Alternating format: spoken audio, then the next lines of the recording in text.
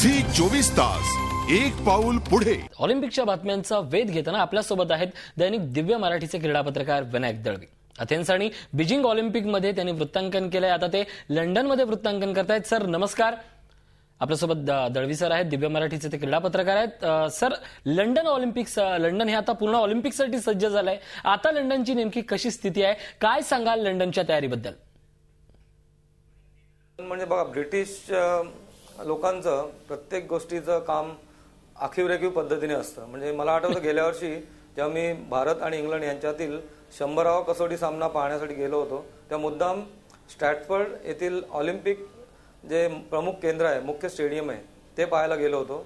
एक वर्षापूर्वी देखील ते स्टेडियम पूर्णपणे तयार होतं, इतर कामं बाकी होती छोटी मोठी, परंतु स्टेडियम एक वर्ष आधी सज्ज असणं ही मोठी गोष्ट मानली गेली पाहिजे। आणि दुसरं म्हणजे 1908 साली लंडनला पहिलं ऑलिम्पिक झालं, 48 साली दुसरं ऑलिम्पिक झालं आणि आता तिसऱ्यांदा ऑलिम्पिक स्पर्धांची ते आयोजन करतायत। तर सलग 3 ऑलिम्पिक स्पर्धा करणारा हा देश आहे, असं कोणत्याही देशाने आतापर्यंत केलेलं नाही। म्हणजे प्रचंड अनुभव त्यांच्या पाठीशी आहे आणि अनुभव जरी असला तरी त्या अनुभवाचा उपयोग प्रत्यक्ष स्पर्धा आयोजित करताना करून घेणं हे महत्त्वाचं मानलं जातं। तर ते ब्रिटिशांनी अतिशय चांगल्या पद्धतीने केले।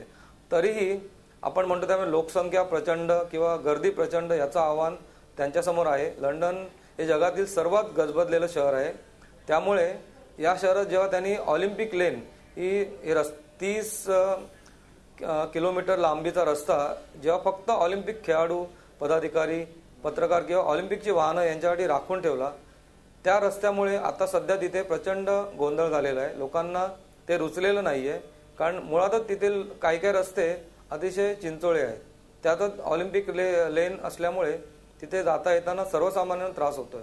मात्र असं जरी असलं, म्हणजे रस्ता जरी अडवला गेला असला तरी लंडनमध्ये रेल्वेचं किंवा अंडरग्राऊंड रेल्वे म्हणतो, भुयारी मार्गातील रेल्वे, त्याचं जाळं एवढं पसरलंय की सर्वसामान्य किंवा अन्य लोकांना तिथे पोहोचण्यासाठी त्रास होणार नाही असं वाटतंय। म्हणजे आज जरी गोंधळ असला, प्रचंड लोकसंख्या, पर्यटक आणि खेळाडू, पदाधिकारी, पत्रकार यांचा सगळ्यांचा ताफा एकाच वेळ आल्यामुळे आता सध्या गोंधळ उडालेला दिसतोय। मात्र ही परिस्थिती येत्या 1-2 दिवसात पूर्णपणे सावरली जाईल, सर्व गोष्टी सुरळीत होतील असा अंदाज आहे। नक्कीच, हा विश्वासच महत्त्वाचा आहे। प्रचंड गोंधळ असला तरी शिस्त त्याच्यावर मात करते असंच आपण म्हणू शकतो। सर, झी 24 तास एक पाऊल पुढे।